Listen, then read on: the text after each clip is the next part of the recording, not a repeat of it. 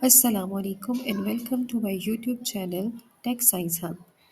Students, आज की इस वीडियो में मैं आपके साथ शेयर करने जा रही हूँ यूनिट नंबर 12 अवर यूनिवर्स की एक्सरसाइज के क्वेश्चन आंसर्स। सो आइए चलते हैं अपने क्वेश्चन नंबर 1 की तरफ। क्वेश्चन नंबर 1 है why are distance in space often measure in light year. कि आपकी स्पेस के अंदर जो डिस्टेंस है उसको हम लाइट ईयर की टर्म्स में क्यों मेजर करते हैं, उसकी क्या रीज़न है। So the answer is light year is a large unit and equal to the distance traveled by light in 1 year. Hence, distance in space is very large and measure in light year. अच्छा जी students, question में आपसे ये पूछा गया है कि हम space के अंदर जो डिस्टेंस है उसको लाइट ईयर की टर्म्स में क्यों मेजर कर रहे हैं, हम किसी और यूनिट का इस्तेमाल क्यों नहीं कर रहे। जैसे कि यहाँ पे अगर मैं आपसे कहती हूँ कि भी आप मुझे बताएं कि आपके स्कूल से लेके घर तक का जो डिस्टेंस है वो मुझे मेजर करके दें, तो आप उस डिस्टेंस को कैसे मेजर करेंगे? आप उस डिस्टेंस को किलोमीटर में या मीटर में मेजर करेंगे। लेकिन स्पेस के अंदर जो स्टार्स के दरमियान, जो प्लैनेट्स के दरमियान और जो बाकी चीज़ें हैं उनके दरमियान अगर हमें डिस्टेंस को मेजर करना हो, तो उस डिस्टेंस को मेजर करने के लिए हम लोग किलोमीटर या मीटर का वर्ड यूनिट इस्तेमाल नहीं कर सकते, क्योंकि किलोमीटर और मीटर कह लें कि वो बहुत छोटा यूनिट है। ठीक है, क्योंकि हमारे पास जो स्पेस के अंदर जो स्टार्स हैं, जो प्लैनेट्स हैं, वो एक दूसरे से इतने ज़्यादा डिस्टेंस पर होते हैं कि उनके दरमियान में जो डिस्टेंस है उसको मेजर करने के लिए हम किलोमीटर और मीटर का जो यूनिट है वो इस्तेमाल नहीं कर सकते, वो वहाँ पर एप्लीकेबल नहीं है। सो इसके लिए हम जो यूनिट इस्तेमाल करते हैं स्पेस में वो है लाइट ईयर। ठीक है, और लाइट ईयर क्या है? It is the distance travel by the light in 1 year. कि एक साल के अंदर लाइट कितना डिस्टेंस ट्रेवल कर रही है, this is basically the light year. अच्छा जी, hence distance in a space is very large, so हम डिस्टेंस को मेजर करने के लिए स्पेस में हम क्या यूज़ करते हैं? लाइट ईयर यूज़ करते हैं। ठीक है, नेक्स्ट हमारा क्वेश्चन है is our sun in motion through space. कि क्या हमारा जो सन है वो कॉन्टिन्यूसली मूव कर रहा है स्पेस में। तो yes, our sun is in motion through space. कि हमारा जो सन है वो कॉन्टिन्यूसली मूव कर रहा है स्पेस के अंदर। And our whole solar system orbit around the Milky Way. और हमारा जो पूरा का पूरा सोलर सिस्टम है वो भी मिल्की वे के गिर्द जो है वो ऑर्बिट कर रहा है, रिवॉल्व कर रहा है, यानी कि वो उसके गिर्द मूव कर रहा है। अच्छा जी, उसके बाद हम चलते हैं अपने क्वेश्चन नंबर 3 की तरफ। क्वेश्चन नंबर 3 है what is the source of sun energy. कि जो सन है उसकी जो एनर्जी है उसका क्या सोर्स है। आपको पता है कि सूरज हमसे इतना दूर है और उसकी हीट और उसकी जो लाइट है वो हमें यहाँ तक भी, उसकी हीट और लाइट को हम यहाँ पर भी फील कर सकते हैं। तो उसको हम किस तरह से फील कर सकते हैं, उसकी क्या रीज़न है कि इतना पावरफुल है सन।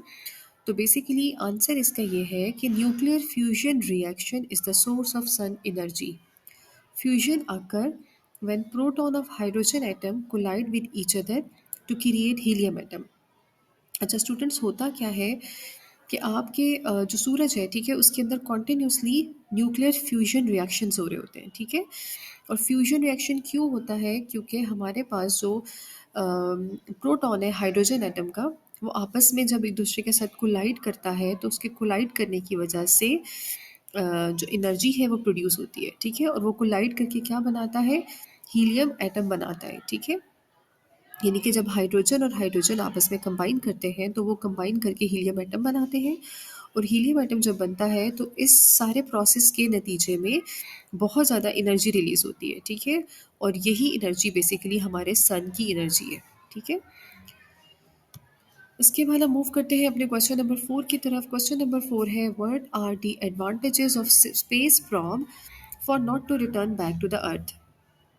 कि स्पेस प्रॉब के क्या एडवांटेजेस हैं। अच्छा, स्पेस प्रॉब पहले देख लेते हैं होता क्या है। Space probe basically students space vehicle को कहा जाता है। ठीक है, जिसको स्पेस में भेजा जाता है डिफरेंट टाइप की रिसर्च पर्पस के लिए। ठीक है, इन्वेस्टिगेशन के लिए, और बाकी जो हम स्पेस के अंदर लाइक वेदर फोरकास्टिंग हम कर रहे होते हैं। ठीक है, मौसम का सूरत हाल मालूम कर रहे होते हैं, डिफरेंट प्लैनेट्स के बारे में अगर हम सर्च करना चाह रहे हैं। ठीक है, तो उस हवाले से हम स्पेस प्रॉब्स यानी कि स्पेस व्हीकल्स को यानी कि खलाई गाड़ी को जो है ना हम खला में भेजते हैं, ठीक है।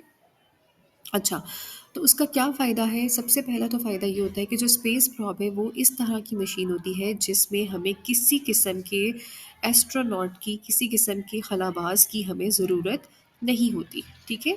वो बग़ैर जो है वो एस्ट्रोनॉट के वहाँ पर भेजी जाती है और उसका जो कह लें कि एक तरह से जो कनेक्शन होता है वो यहाँ पर ज़मीन पर जो लोग बैठे होते हैं, ठीक है, उनके साथ होता है और यहाँ से वो उसको कंट्रोल कर रहे होते हैं।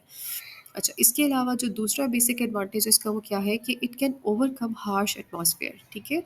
आपको पता है कि हमारे पास स्पेस में किसी भी टाइम कुछ भी हो जाता है तो उस तरह के और हर किस्म के जो एटमॉस्फेयर है ये उसको जो है ना इजीली ओवरकम कर सकता है। और लास्ट वन क्या है इसका, it can easily carry other devices for investigation, और इसके अंदर हम और भी मुख्तलिफ तरह की डिवाइसेस को ले जा सकते हैं वहाँ पर जाकर रिसर्च करने के लिए, वहाँ पर जाकर इन्वेस्टिगेशन करने के लिए। Now come to the question number 5, why the sun not become the black hole, कि सन जो है वो ब्लैक होल की शक्ल क्यों नहीं इख्तियार करता, क्यों वो ब्लैक होल नहीं बन सकता।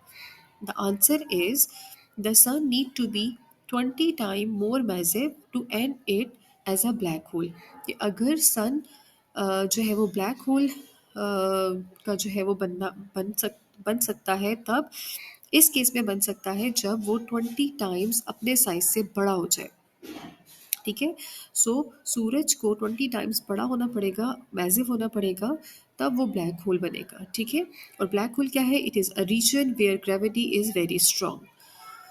सो स्टूडेंट्स, ये थे हमारे पास यूनिट नंबर 12 की एक्सरसाइज के क्वेश्चन आंसर्स। आई होप कि आपको ये क्लियर हो गए होंगे। Thanks for watching my videos and please don't forget to like and subscribe my channel.